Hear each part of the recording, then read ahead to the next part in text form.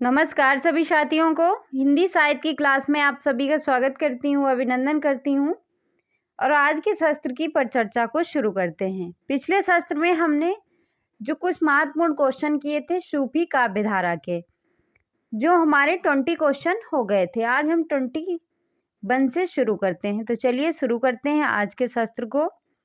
और ये जो क्वेश्चन है हमारे हर एग्जाम के लिए महत्वपूर्ण है, चाहे कोई भी एग्जाम हो, किसी भी स्टेट का एग्जाम हो। आज यहाँ तक हो गया था कि मृगावती के पिता का क्या नाम था, तो था रूप मुरारी। आज हम शुरू करेंगे 21 क्वेश्चन। 21 से शुरू करेंगे। क्वेश्चन नंबर 21 है, क्या है कि निम्नलिखित में से कौन सी रचना औरंगजेब के समय में लिखी गई थी। औरंगजेब का शासन जब था तब कौन सी रचना लिखी गई थी। रस रतन, ज्ञानदीप, पुहु पवती या मधुमालती। तो इसका राइट आंसर क्या होगा। तो इसका जो राइट आंसर है वो हो जाएगा पुहु पावती। कौन सी रचना औरंगजेब के शासन काल में की गई थी। पुहवती। तो इसका राइट आंसर हो जाएगा सी। अगले क्वेश्चन पे चलते हैं। क्या है हमारा अगला क्वेश्चन। क्वेश्चन नंबर 22 है। 22 नंबर में क्या पूछा है कि किसने चित्राबली को पद्मावत की छाया कहा है। किसने चित्राबली को पद्मावत की छाया कहा है। आचार्य रामचंद्र शुक्ल ने, हजारी प्रसाद द्विवेदी ने, डॉक्टर गणपत चंद्र गुप्त ने, डॉक्टर रामकुमार वर्मा ने। तो इसका जो राइट आंसर है वो क्या हो जाएगा। किसने चित्राबली को पद्मावत की छाया कहा है। तो ये कहने वाले जो हैं आचार्य, वो हैं डॉक्टर रामकुमार वर्मा। कौन है। डॉक्टर रामकुमार वर्मा। तो इसका राइट आंसर हो जाएगा हमारा डी। अगले क्वेश्चन पे चलते हैं। क्या है हमारा अगला क्वेश्चन। क्वेश्चन नंबर 23 है।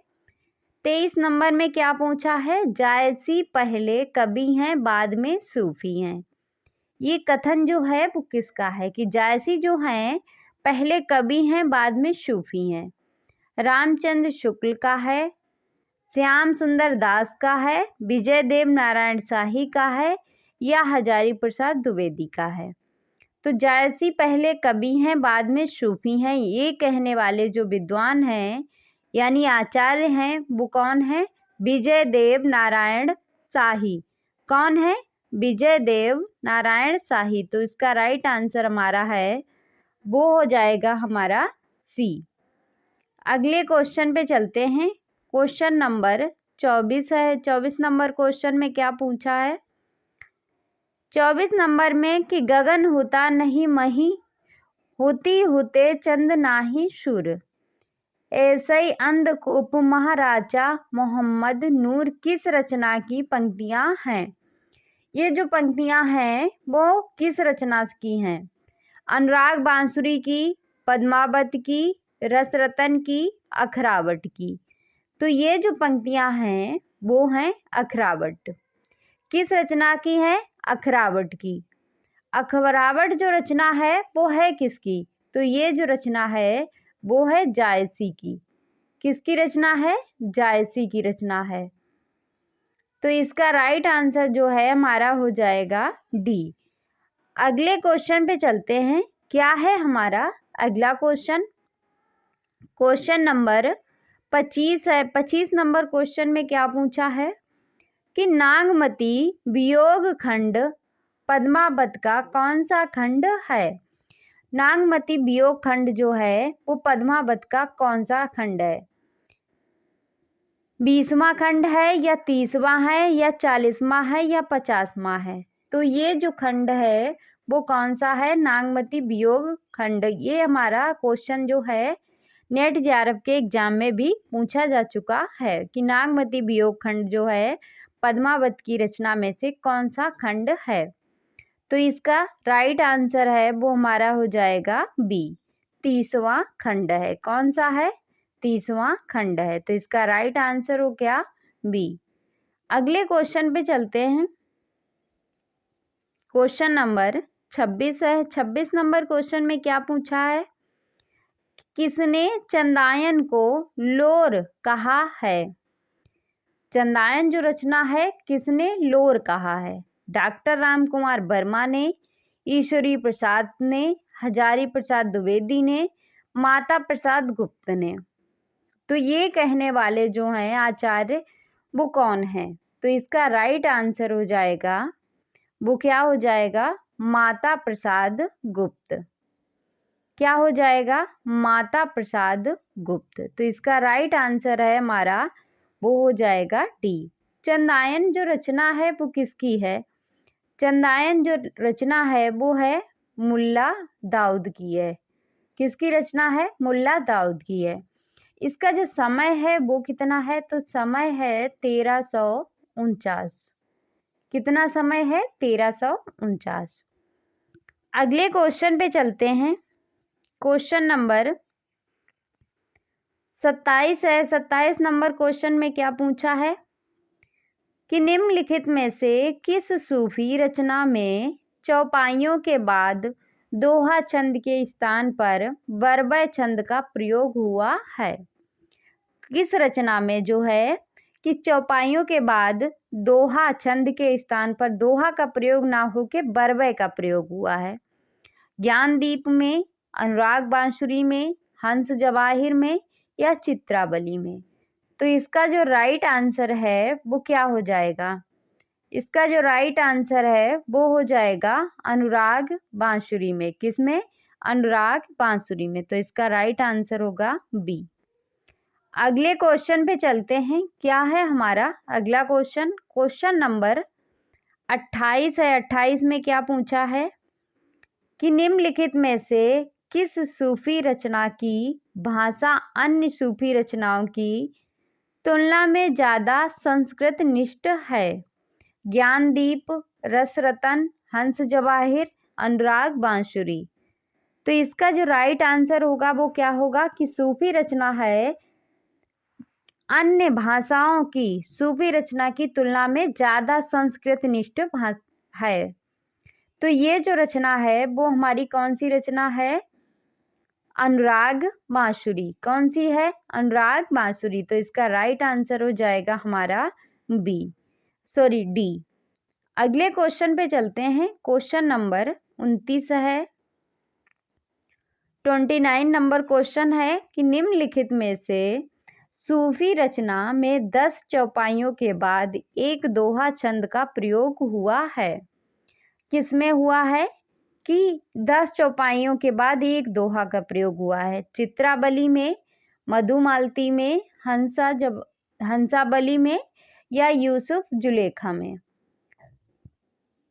तो ये प्रयोग हुआ है यूसुफ जुलेखा में। किसमें? यूसुफ जुलेखा में। तो इसका राइट आंसर है वो हमारा हो जाएगा डी। अगले क्वेश्चन पे चलते हैं। क्वेश्चन नंबर 30 नंबर क्वेश्चन है। क्या है कि उस्मान किसके समकालीन थे? उस्मान जो कवि थे वो किस शासक के समकालीन कवि थे? अकबर, शाहजहां या जहांगीर या औरंगजेब? तो उस्मान जो थे किसके समकालीन कवि थे? जहांगीर के थे।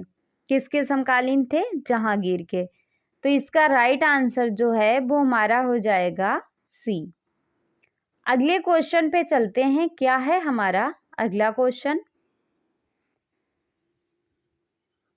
क्वेश्चन नंबर 31 है। 31 नंबर क्वेश्चन है कि अपने मंजू रूप व धारा रूप गर्भिता जगत मझारा किस सूफी रचना की पंक्तियां हैं?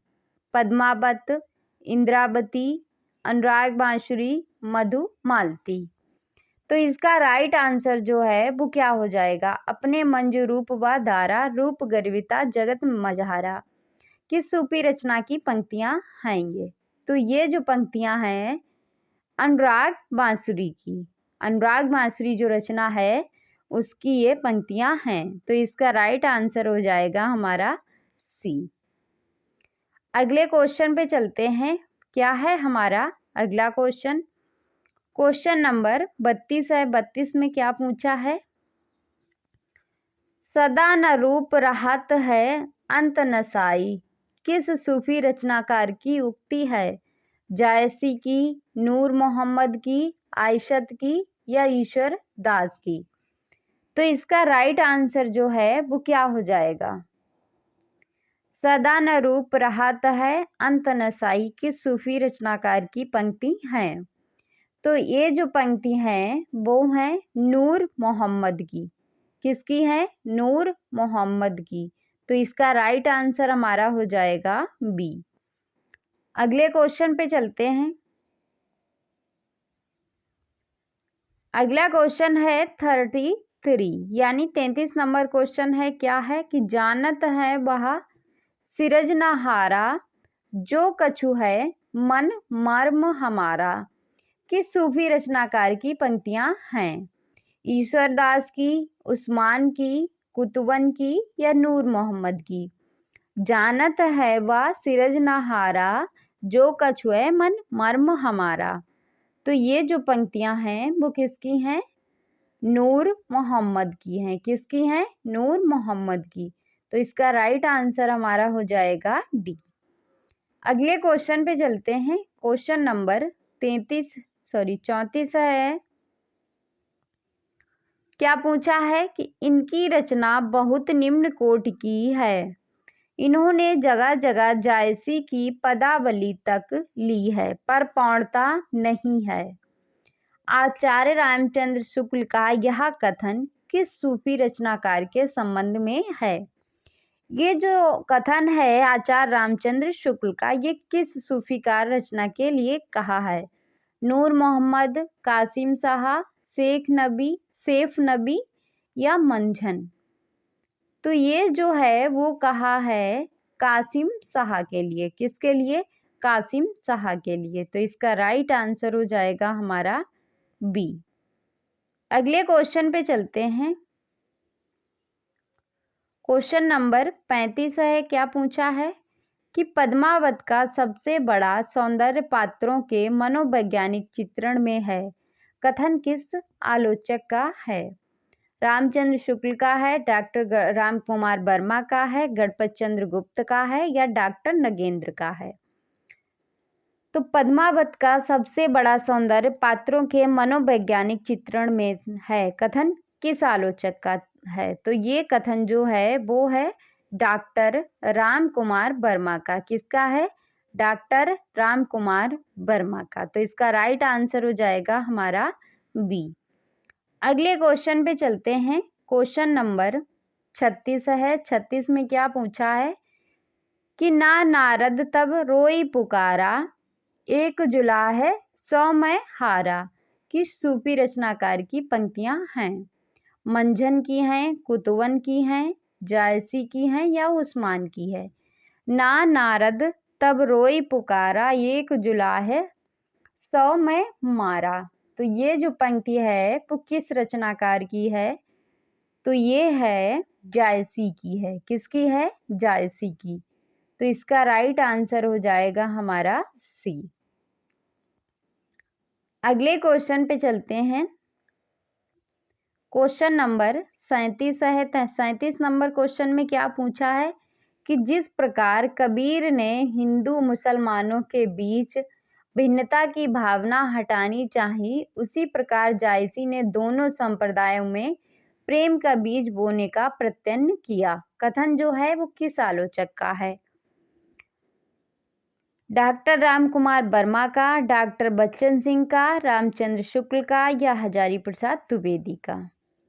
तो ये जो कथन है वो किसका है? ये कथन है डॉक्टर राम कुमार वर्मा का। किसका है? डॉक्टर राम कुमार वर्मा का। तो इसका राइट आंसर हमारा हो जाएगा ए। अगले क्वेश्चन पे चलते हैं। क्वेश्चन नंबर 38 है। 38 नंबर क्वेश्चन में क्या पूछा है कि प्रेम काव्यों की दो धाराएं स्पष्ट हैं, एक शुद्ध भारतीय प्रेम काव्य की और दूसरी सूफी रस काव्य की।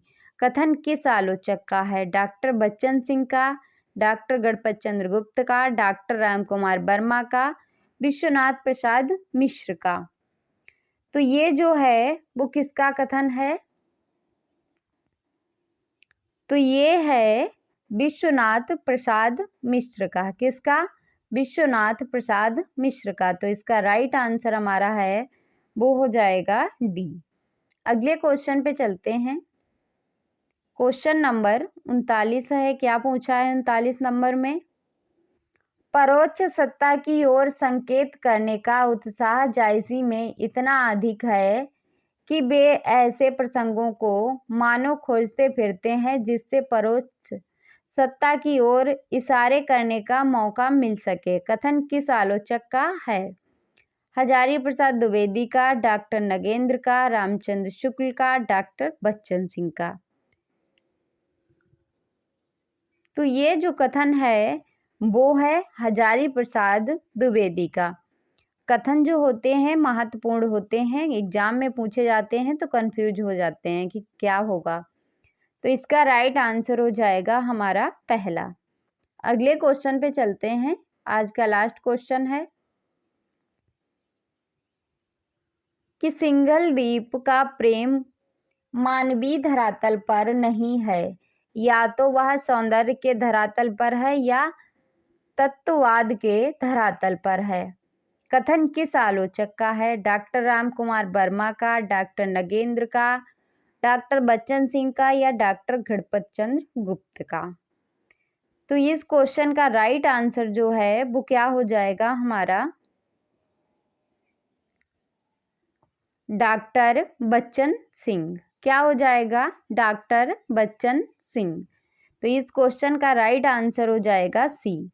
तो ये था आज का हमारा शस्त्र जो सूफी काव्य सेकंड शस्त्र था। इसके अभी महत्वपूर्ण क्वेश्चन हैं वो भी अगले शस्त्र में करेंगे। आज के शस्त्र को यहीं पे समाप्त करते हैं। मिलते हैं अगले शस्त्र में। आप लोगों से निवेदन है कि कृपया वीडियो को लाइक, शेयर एंड चैनल को सब्सक्राइब अवश्य करें। धन्यवाद आप सभी का।